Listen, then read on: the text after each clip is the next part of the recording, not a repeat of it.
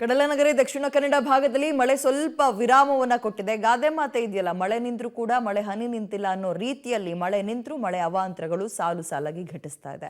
ಇದಕ್ಕೆ ಸಂಬಂಧಪಟ್ಟಂತೆ ಒಂದು ವರದಿ ನೋಡ್ತಾ ಹೋಗೋಣ. ಮಳೆ ಕಡಿಮೆಯಾದ್ರೂ ನಿಲ್ಲದ ಮಳೆ ಅವಾಂತರ. 2 ದಿನಗಳಲ್ಲಿ 7 ಮಂದಿ ದುರ್ಮರಣ. ಕಡಲ ಅಬ್ಬರಕ್ಕೆ ಸಮುದ್ರ ಪಾಲಾದ ಮನೆ. ರಾಜ್ಯದ ಕರಾವಳಿಯಲ್ಲಿ ಮಳೆಯ ಆರ್ಭಟ ಕಡಿಮೆಯಾಗಿ ನೆರೆ ನಿಧಾನಕ್ಕಿಳಿತಾ ಇದೆ. ಆದರೆ ದಕ್ಷಿಣ ಕನ್ನಡ ಜಿಲ್ಲೆಯಲ್ಲಿ ಆರಂಭದಲ್ಲಿಯೇ ಗಾಳಿ ಮಳೆ ಸೃಷ್ಟಿಸಿದ ಅವಾಂತರ ಆತಂಕಕ್ಕೆ ಕಾರಣವಾಗಿದೆ. ಮೊದಲ 2 ದಿನದ ಮಳೆಗೆ ಒಟ್ಟು 7 ಜನ ಸಾವನ್ನಪ್ಪಿದ್ದು, ಅದರಲ್ಲಿ ಉಳ್ಳಾಳದ ಕುತಾರ್ನಲ್ಲಿ ಮನೆ ಬಿದ್ದು 4 ಜನ ಸಾವನ್ನಪ್ಪಿದ್ರೆ, ಮಂಗಳೂರಿನ ಪಾಂಡೇಶ್ವರದ ರಸ್ತೆಯಲ್ಲಿ ವಿದ್ಯುತ್ ತಂತಿ ಬಿದ್ದು 2 ಆಟೋ ಚಾಲಕರು ಮೃತಪಟ್ಟಿದ್ದಾರೆ. ಬೆಳ್ತಂಗಡಿಯ ಶಿಬಾಜೆಯಲ್ಲಿ ಯುವತಿಯೋರ್ವಳು ವಿದ್ಯುತ್ ತಂತಿ ಸ್ಪರ್ಶಿಸಿ ಸಾವನ್ನಪ್ಪಿದ್ಲು. ಇದಲ್ಲದೆ ಕೆಲವೆಡೆ ಮನೆಗಳು ಕುಸಿದಿದ್ದು, ಇನ್ನು ಕೆಲ ಮನೆಗಳು ಹಾಗೂ ಗುಡ್ಡಗಳು ಕುಸಿಯುವ ಭೀತಿ ಎದುರಾಗಿದೆ. ಮಂಗಳೂರಿನ ಹೊರವಲಯ ಕಾವೂರಿನ ಸೂಜಿಕಲ್ಲಿನಲ್ಲಿ ಗುಡ್ಡ ಕುಸಿದು 6 ಮನೆಗಳು ಧರೆಗುರುಳುವ ಆತಂಕದಲ್ಲಿದೆ. ನಿರ್ಮಾಣ ಹಂತದ ಕಾಮಗಾರಿಗಾಗಿ ಗುಡ್ಡವನ್ನು ಅಗೆಯಲಾಗಿದ್ದು, ಇದರಿಂದ ಮಣ್ಣು ಸಡಿಲಗೊಂಡು ಹೆಚ್ಚಿನ ಗುಡ್ಡ ಕುಸಿತವಾಗಿದೆ.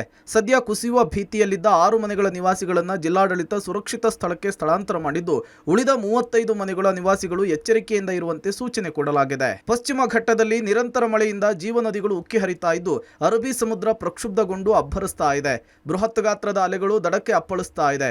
ಉಳ್ಳಾಳದ ಬಟ್ಟಪ್ಪಾಡಿಯ ಕಡಲ ತೀರದಲ್ಲಿ ನೋಡ್ತಾ ಇದ್ದಂತೆ ಮನೆಯೊಂದು ಧರೆಗುರುಳಿದೆ. ಮನೆಯವರನ್ನ ಜಿಲ್ಲಾಡಳಿತ ಸುರಕ್ಷಿತ ಸ್ಥಳಕ್ಕೆ ಸ್ಥಳಾಂತರಿಸಿದ್ರಿಂದ ಭಾರೀ ಅನಾಹುತ ತಪ್ಪಿದೆ. ಇನ್ನು ಕಡಲ್ಕೊರೆತ ತಡೆಗಟ್ಟಲಿಕ್ಕೆ ದಡದಲ್ಲಿ ನಿರ್ಮಿಸಿದ ತಡೆಗೋಡೆಯ ಕಲ್ಲುಗಳು ಸಮುದ್ರದ ಪಾಲಾಗಿದೆ. ದಕ್ಷಿಣ ಕನ್ನಡ ಜಿಲ್ಲೆಯಲ್ಲಿ ಇವತ್ತು ರೆಡ್ ಅಲರ್ಟ್ ಇದ್ದರೂ ಮಳೆಯ ಪ್ರಮಾಣ ಕಡಿಮೆ ಆಗಿದೆ, ಬಿಸಿಲಿನ ವಾತಾವರಣ ಇದೆ. ಆದರೆ ಪಶ್ಚಿಮ ಘಟ್ಟದಲ್ಲಿ ನಿರಂತರವಾಗಿ ಮಳೆ ಆಗ್ತಾ ಇದೆ. ಹೀಗಾಗಿ ಎಲ್ಲ ಜೀವನದಿಗಳು ತುಂಬಿ ಹರಿಯುತ್ತಾ ಇದೆ.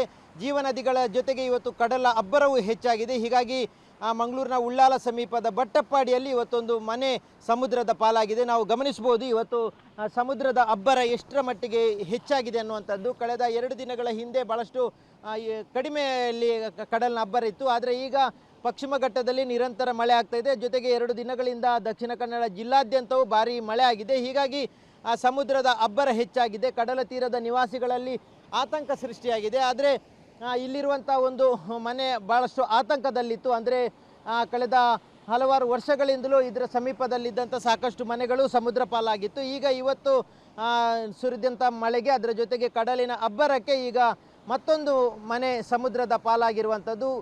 ಮೊದಲೇ ಆತಂಕ ಇತ್ತು ಈ ಒಂದು ಮನೆ ಸಮುದ್ರ ಪಾಲಾಗುತ್ತೆ ಅನ್ನುವಂಥದ್ದು. ಹಾಗಾಗಿ ಇಲ್ಲಿನ ಅಧಿಕಾರಿಗಳು ಸ್ಥಳೀಯರನ್ನು ಸ್ಥಳಾಂತರ ಮಾಡುವ ಕೆಲಸ ಮಾಡಿದ್ದಾರೆ. ಆ ಬಳಿಕ ಈಗ ಈ ಒಂದು ಮನೆ ಸಮುದ್ರದ ಪಾಲಾಗಿದೆ.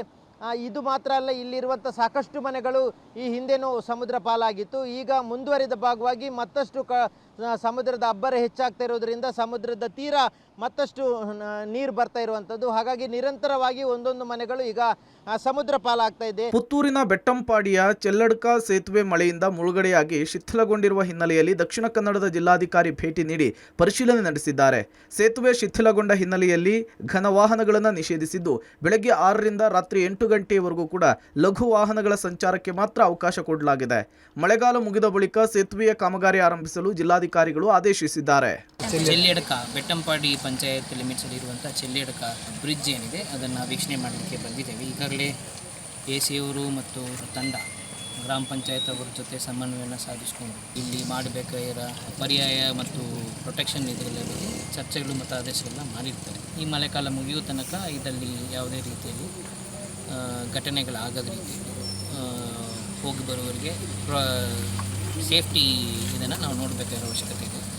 ಒಟ್ನಲ್ಲಿ ಜಿಲ್ಲೆಯಲ್ಲಿ ಮಳೆ ಕಡಿಮೆಯಾಗಿದ್ದು ಸಹಜ ಸ್ಥಿತಿಗೆ ಬಂದಿದೆ. ಇವತ್ತು ಕೂಡ ಜಿಲ್ಲೆಯಲ್ಲಿ ಆರೆಂಜ್ ಅಲರ್ಟ್ ಇದ್ದು ಮಳೆಯ ಸಾಧ್ಯತೆ ಇರುವುದರಿಂದ ಜನರು ಎಚ್ಚರಿಕೆಯಿಂದ ಇರುವಂತೆ ಜಿಲ್ಲಾಡಳಿತ ಮನವಿ ಮಾಡಿದೆ.